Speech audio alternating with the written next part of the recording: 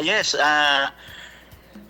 alam niyo nag-attend ako ng handog ng ito yung Christmas party ng first couple, no, ni PBBM at saka ni First Lady, na in-invite yung mga selected top government officials, mga PLGUs at saka MLGUs, no, naimbita tayo. Magkasama kami ni Kuya Mayor Paulo Teves, no? Kami yung taga Catanduanes na naimbitahan. At noong harap kami ni President, agad niya akong binati at tinanong kung kumusta yung mga kababayan. At sinabi ko na ongoing ang ating, patuloy pa rin yung ating pag-responde, no? Sa Super Typhoon Uwan. And binanggit ko kaagad na kulang pa tayo ng around 10,000 na yero. At ang good news ay dahil nakausap ko rin after noon, nakausap ko rin si SILG, Secretary John Vic Remulla, at inulit ko rin na sabi ko sinusikap ko na at least yung mga totally damaged na houses bago man lang magpasko ay mabigyan ng mga yero, no, mabubungan man lang yung kanilang mga bahay na totally damaged.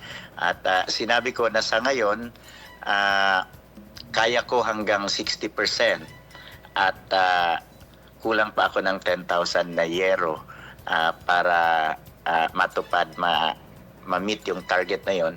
At ang nakatutuwa, immediately after that, no, several minutes after na matapos yung party, ay agad nang kumontak sa akin ang DSUD at di ba kung maalala ng lahat, nagbigay ng 5 million worth na yero ang DSUD matapos nilang malaman yung aking Facebook Live, no? Na maraming mga walang yero, yun nga, hindi ko mabigyan dahil yung target ng PDRRMC ayon sa QRF ay talagang ipambili ng yero yung worth 24 million mula sa QRF. Ano sana ng PDRRMC ay ito, no, yung very logical yung plan ng PDRRMC na noong dumating yung Super Typhoon Uwan, syempre pagkain agad, no, ang kailangan maipamigay. So ang sabi nila, usually 30,000 lang ang food packs na ibibigay, pero ako nag-insist na per family ang bigayan at 87,000 at yun ay napagbigyan. So after nung maibigay lahat ng food packs, ang sunod naman na plano ay yung mapabubungan sila. At yun nga, ang tulong ng DSUD through Secretary Ping Aliling ay mabigyan tayo hanggat sa kaya ng budget nila. At at the same time, hiniling natin agad kay Secretary Rex Gatchalian na magbigay din ng cash assistance, which is yung 5,000 and 10,000 na cash assistance, Sir Ferds. Ano? At lahat yun base sa plano ng PDRRMC at suportado naman ng national agency.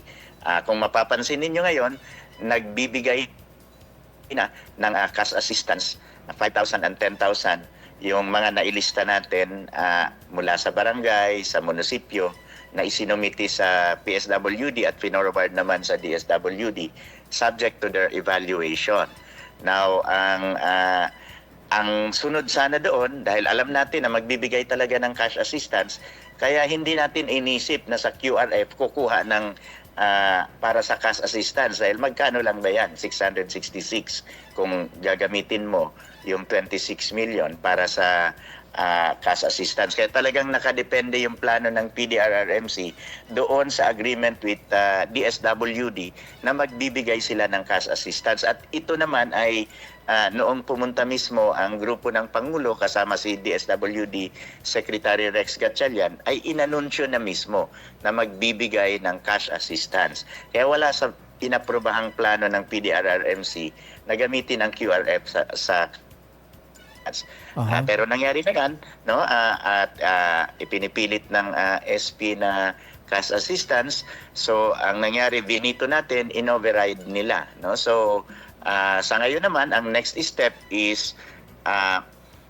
either mag-usap kung paano magpo-proceed dito, at nangyari yung pag-uusap, no?